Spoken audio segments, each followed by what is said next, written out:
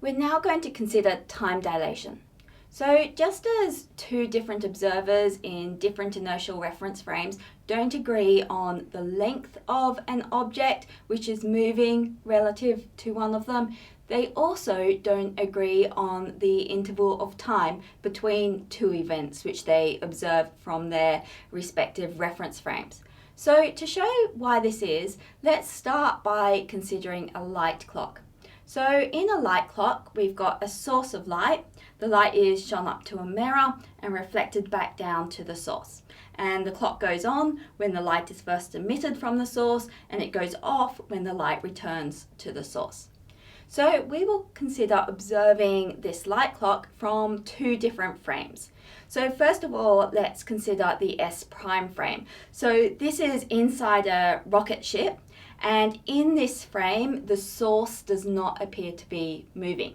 So let's calculate how long would it take the light to go from the source to the mirror and back, and we'll assume that our rocket ship has a height d. So in this case, the light has to travel a distance d up to the mirror and then a distance d back, and so the total time it takes to do that in the primed frame, so t prime, is equal to 2d, the total distance, divided by c, the speed at which light travels.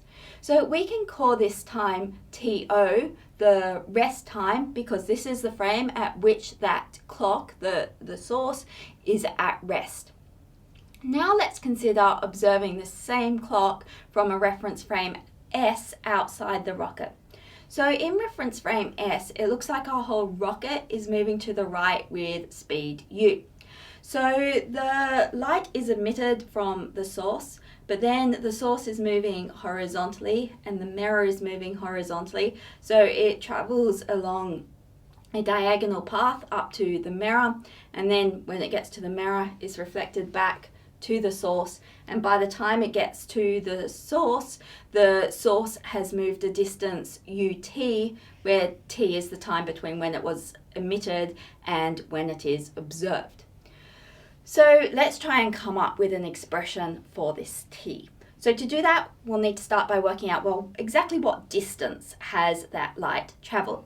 Well, we can see from symmetry that it's travelled the same distance on the way up to the mirror as back. So we just need to work out the length of one of those sides, and then we can double it. So to work out the length of one of these sides, we can just use Pythagoras' theorem. The height, the vertical distance, is given by d, and it takes half the time for it to get to the mirror. So the distance the mirror has travelled in that time is given by u times t on 2. So the total distance that the light travels to the mirror and back is given by 2 times the square root of ut on 2, all squared, plus d squared. Now let's make that a bit neater by putting the 2 inside the square root sign. When we do that, we multiply inside the square root sign by 2 squared, which is 4. So that gives us that the time t is equal to u squared t squared plus 4d squared. So now we can work out the time. The time is equal to the distance travelled divided by the speed, which is c. So we've got t is equal to the square root of u squared t squared plus 4d squared divided by c. Now we've got t on both sides, so let's just square everything and multiply through by c. So when we do that, we've got c squared t squared is equal to u squared t squared plus 4d squared. We'll put all our t terms together. So we've got t squared times c squared minus u squared is equal to 4d squared, which we can rearrange to t squared is equal to 4d squared divided by c squared minus u squared. But what we're trying to get is t, so we will take the square root and we end up with t is equal to 2d over the square root of c squared minus u squared, which is pretty good. But let's just divide we'll move a factor of c out of the c squared outside the square root. So we can write this as 2d divided by c times the square root of 1 minus u squared on c squared. And why this is nice is we can now relate it to the rest time, because the rest time was given by 2d on c, so this is equal to t0 divided by the square root of 1 minus u squared on c squared, or if we want, t0 times gamma. So what this is telling us is that the light appears to have taken longer to go from the source to the mirror and back to the source in the frame in which that source, the clock, is moving. So this is known as time dilation, as it appears that the time goes more slowly in the frame which is moving relative to us. Now you have to be very, very careful with how you apply this time dilation equation. You may have noticed that in the example we were talking about, in the rest frame, that light returned to the same position from which it started, and that is actually really important. So let's have a look at another way we can derive this time dilation equation now using the Lorentz transforms, just to show why it's so important that in that rest frame we're considering something which is returning to the same location. Okay, so to do this, we're going to need to use our Lorentz transform, that t prime is equal to t minus ux on c squared over the square root of 1 minus u squared on c squared. Now, it's always useful to have a really clear diagram about what's going on in our two different frames. So here's our S frame. In our S frame, we've got the rocket here, which is moving this way with speed u. We're observing the light, so the light starts here at the source, it's reflected off the mirror and then comes back to the source. So the light looks like this.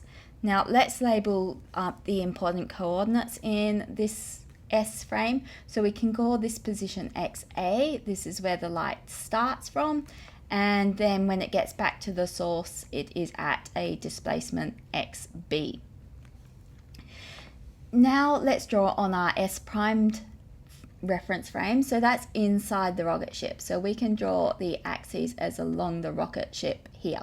So this is the S prime frame, which is moving with the rocket ship.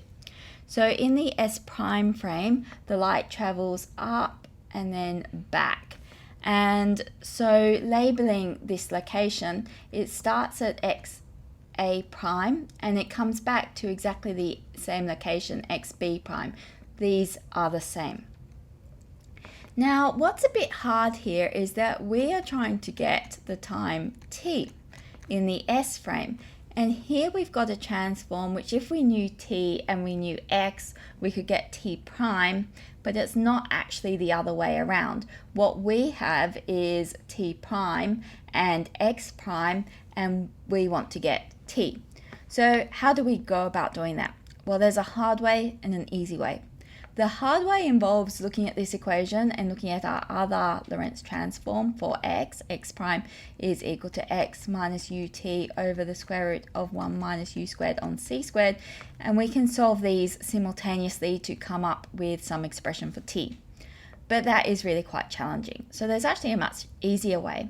What we can do is, well, imagine that we are in frame S prime, and this is our reference frame, and we want to envisage how the reference frame S is moving relative to us.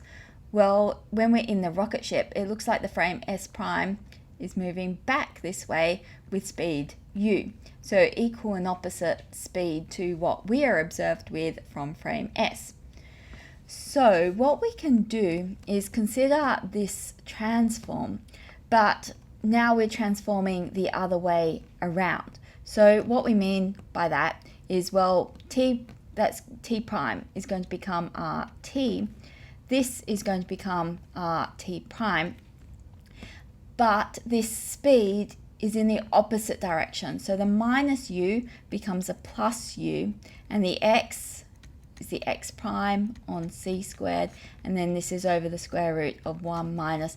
Now, because this u here is squared, it doesn't matter that it's a minus u, because minus u squared is the same as u squared. So that's still u squared on c squared.